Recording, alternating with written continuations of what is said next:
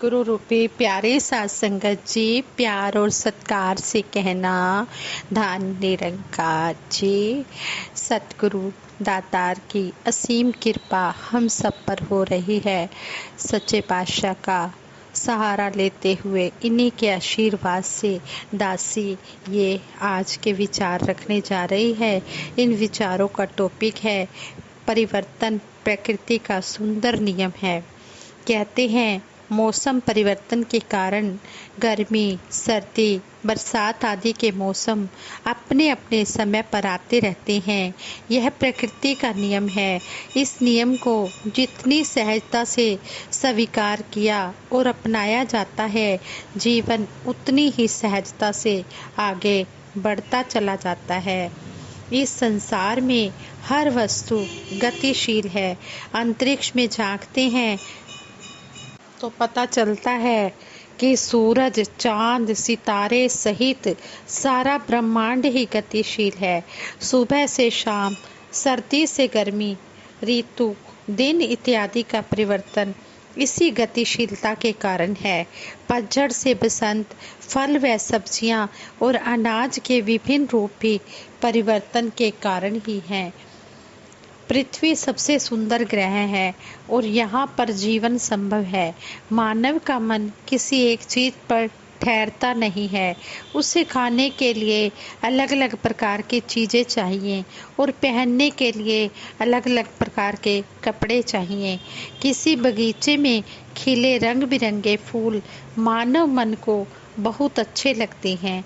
इन सभी वस्तुओं में तो परिवर्तन चाहिए, लेकिन कोई ऐसा काम जो वह कई सालों से कर रहा हो, अगर उसमें बदलाव आए तो उसका मन बेचैन हो उठता है। कुछ नया काम शुरू करना हो या किसी नए व्यक्ति से मिलना हो तो एक अजीब सा डर मन में बना रहता है। हम हर स्थिति को अपने अनुकूल करना चाहते हैं। हम यह भूल जाते हैं कि व्यक्ति, वस्तु और परिस्थिति हर पल बदलते रहते हैं। हमें इस ब्रह्मांड से सीख लेनी चाहिए और एक्सेप्ट करना चाहिए कि अगर किसी काम में बदलाव हो रहा है तो यह परमात्मा की मेहर है। प्रभु हमें कुछ और अच्छा देना चाहते हैं। इस तरह की अच्छी सोच मानव को सतगुरु की शरण में आने से ही मिलती है। इससे मानव को एहसास होता है कि यह सारी रचना निरंकार परम सत्ता के आदेश में है और इसकी रजा में रहना ही सुखी रहने का मूल मंत्र है। भाणा मन्ने निरंकार दा सतगुरु ते विश्वास करे, कहे अवतार सदा होए सुखिया, देवलोक विच वास करे। कहते हैं कि जो भगत सतगुरु के शरण में आकर सतगुरु पर विश्वास करता है, निरंकार के भाणे को मानता है, शहनशाह जी कहते हैं कि ऐसा जो इंसान होता है, ऐसा भगत होता है, वो हमेशा सुखी रहता है और उसका देवलोक में वास होता है। छोटा बच्चा हम सबको बहुत प्यारा लगता है। हर गुजरते दिन के साथ उस छोटे से बच्चे की आयु कुल आयु में से कम होती जाती है, लेकिन माँ कहती है मेरा बच्चा बड़ा हो रहा है। उस बच्चे के शरीर और आकार में बदलाव उसे परेशान नहीं करते, बल्कि उसे सुख देते हैं। जननी जानत सुख बड़ा होत है, इतना को ना जाने जो निस दिन दिन अवध घटत है। कहते हैं कि माता सोचती है मेरा बच्चा बड़ा हो रहा है, लेकिन वो इतना नहीं जानती कि जितनी आयु इसको मिली है उसमें से वो दिन घटते चले जा रहे हैं। छोटे बच्चे के लिए नदी के किनारे पड़े हुए पत्थर हीरे मोतियों से कम नहीं होते। वह उन्हें उठाकर अपनी पॉकेट में डालता रहता है। जैसे जैसे इसकी उम्र बढ़ती है, उसका बौद्धिक विकास होता है, तो वही पत्थर उसके लिए फालतू भार लगने लग जाता है। मानव भी इस नश्वर परिवर्तनशील संसार के साथ अपना नाता जब तक जोड़ कर रखता है तब तक उसका मन अस्थिर बना रहता है। जब वह इस परम पिता परमात्मा के साथ अपना नाता जोड़ लेता है, उसे असली खजाने का पता चल जाता है। उसको यह जानकारी हो जाती है कि यह सब मेरे मालिक की योजना प्लानिंग के अधीन हो रहा है, प्लानिंग से ही हो रहा है। यही बात उसके आनंद का कारण बन जाती है। तू रात को दिन में पिरोता है और दिन को रात में पिरोता है। तू निर्जीव से सजीव को निकालता है और सजीव से निर्जीव को निकालता है। तू बेहिसाब देता है। ज्ञानी भगत संसार को एक चलचित्र के समान देखता है। इस तरह के ज्ञानी संसार के सामान को ही इकट्ठा करने में समय व्यर्थ नहीं करते। वह सतगुरु से अविनाशी अजर अमर सता निरंकार को जानकर नाम की सच्ची दौलत कमाते हैं। परंतु अपने लिए स्वर्ग में धन इकट्ठा करो, जहाँ ना तो कीड़ा और ना काई बिगाड़ते हैं, और जहाँ चोर सेंध नहीं लगाते और ना ही चुराते हैं। सूफी संत राबिया जी के पास उनका एक शिष्य आया जो बहुत धनवान था। उसने कहा, आप इतनी महान संत हैं, हमें यह अच्छा नहीं लगता कि आप एक कच्चे घर में रहती हैं। क्यों ना हम मिलकर आपको एक सुंदर सा घर बनाकर दें। संत राबिया ने कहा, आप पहले मुझे एक बात बताएं कि क्या अल्लाह सर्वज्ञ यानी सब कुछ जानने वाला है या अल्पज्ञ है। उत्तर आया, अल्लाह ताला तो सर्वज्ञ है, सब कुछ जानने वाला है। इस पर संत राबिया ने कहा, जब सब समझ रखने वाले और सबको समझ देने वाले ने मुझे यहाँ रखा है तो यही मेरे लिए बहुत अच्छा होगा। हमें परमात्मा के किसी भी काम पर शक नहीं करना चाहिए। जो भी दातार कर रहा है बहुत अच्छा कर रहा है। जो भी हमें खाने पीने पहनने को दे रहा है बहुत अच्छा दे रहा है। हमें कभी भी शिकवा नहीं करना चाहिए। हमें हमेशा शुक्राना ही करते चले जाना चाहिए। प्रभु की रजा में पूरा जिनका ईमान है उनके लिए यह जिंदगी आसान है। जो प्रभु के वाणी में रहते हैं, जो भी ये सतगुरु निरंकार कर देता है, भगत उसको सत सत करके मान लेता है, सत वचन करके मान लेता है, तो उसके जिंदगी में हमेशा खुशी ही रहती है। ये जो दुनियावी इच्छाएं हैं ये तो कभी भी पूरी नहीं होती। एक इच्छा पूरी होती है तो दूसरी इच्छा जन्म ले लेती है। लेकिन जब सतगुरु का दरबार मिल जाता है, सतगुरु की शरण मिल जाती है, तो फिर सबर सीदक का छोला भी आ जाता है, फिर सबर आ जाता है, फिर सीदक आ जाता है। पूर्ण अवतार बाणी शब्द नंबर 59 में शहनशाह बाबा अवतार सिंह जी महाराज समझाते हैं, जिससे दिल निरंकार दा वासा हुंदा नहीं हो बेसबर, कहे अवतार हर हाल दे अंदर करता रब दा शुक्र शुक्र। जिसके मन में ये निरंकार बस जाता है फिर वो बेसबर नहीं होता, वो हर हाल में सबर संतोष ही रखता है।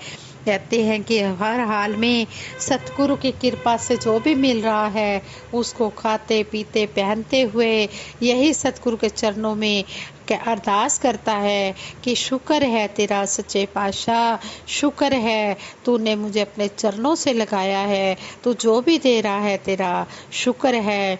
जितना भी शुक्राना किया जाए उतना ही कम है। हरदम शुक्र करो इस रब दा, खुशहाली जा तंगी है, कड़ी सुहानी बीत रही जो आवेगी सो चंगी है। यहाँ पर भी शहनशाह जी इस शब्द द्वारा भी यही समझा रहे हैं कि जो भी समय गुजर रहा है इसकी कृपा से बहुत अच्छा गुजर रहा है। चाहे खुशहाली है या कोई कष्ट का समय है, इसकी कृपा से बहुत अच्छा बीत रहा है। जब इसका सहारा लेते हैं तो वो दुख भी दुख नहीं लगता है। और फिर शहनशाह जी समझाते हैं कि जो ये दुख का समय है वो भी सदा रहने वाला नहीं है, वो भी निकल जाएगा, फिर सुख आएगा। लेकिन जो भी समय आगे सुख वाला आएगा वो भी सतगुरु की कृपा से अच्छा होगा। और जो ये हमारा दुख वाला समय बीत रहा है वो भी इसकी कृपा से बहुत अच्छा बीत रहा है। ये सहन करने की, अपने भगत को दुख सहन करने की शक्ति दे देता है। फिर वो दुख भी दुख नहीं लगता, क्योंकि भगत को पता होता है कि मेरे सतगुरु का हाथ मेरे सिर पर है। अगर कोई दुख कष्ट भी आया है तो इसमें भी मेरी भलाई छिपी है, इसमें भी कोई बहुत बड़ा राज छिपा हुआ है। जो भी ये कर देता है बहुत अच्छा लगता है। कहते हैं जो भी रब कर दिंदा है इसनों मिठा लगदा है, जिस ते दिल विच 24 घंटे नाम दा दीवा जगदा है। संत आए ने ऐसे था तो ऐसे विच समावणगे, ऐथे हस हस जीवन कटदे अगे इज्जत पावणगे। संतां नूं वडियाणा संतो रब दी ही वडियाई है, कहे अवतार हरि हर अंदर हुंदा भेद ना भाई। हरि हर अंदर यानी कि सतगुरु और निरंकार में कोई भी भेद नहीं है। हरि है निरंकार और हर है सतगुरु। सतगुरु निरंकार एक ही है। सतगुरु साकार रूप में इस धरती पर प्रकट होता है और निरंकार निराकार रूप में हर पल है। सतगुरु और निरंकार एक ही हैं, इनमें कोई भी भेद नहीं है। संत की यही सोच उसको परमात्मा के भाणे को मीठा करके मानने की ताकत देती है। यह जो संसार हर पल बदल रहा है उसके लिए लुभावना बन जाता है, और प्रकृति का परिवर्तन उसके लिए सुंदर नियम साबित होता है। संगत जी, जो भी हमें सतगुरु कदम कदम पर शिक्षाएं दे रहे हैं, जो भी संत महात्माओं के हम वचन सुनते हैं, इनको हमने अपने जीवन में कर्म रूप में इम्प्लीमेंट करना है। और हमने सतगुरु से खुशियां ही खुशियां लेनी है। सतगुरु अपने भक्तों को कभी भी किसी भी पल निराश नहीं होने देता। ये अपना मेहर भरा हाथ, मेहर भरी नज़र हर एक जीव के ऊपर रखता है। सारा संसार इसी का रूप है, चाहे कोई ब्रह्म ज्ञानी है या नहीं है, ये सबको खाने पीने पहनने का देता है। लेकिन जो ब्रह्म ज्ञानी होता है उसे समझ होती है, उसे पता होता है कि जो ये मुझे खाने पीने पहनने को दे रहा है ये मेरा मालिक कौन सा है, ये देखकर भक्ति करता है। और जो संसार के लोग हैं उन्हें ये तो पता है कि परमात्मा है, लेकिन परमात्मा की पहचान नहीं है, बिन देखे वो भक्ति कर रहे होते हैं। तो कहते हैं कि बिन जाने बिन देखे भक्ति करना अंबर को हाथ लगाना है। कि जिस तरह बिन देखे बिन जाने कोई भक्ति कर रहा है तो वो आसमान को हाथ लगाने वाली बात कर रहा है। क्या आसमान को हाथ लगाया जा सकता है? नहीं लगाया जा सकता।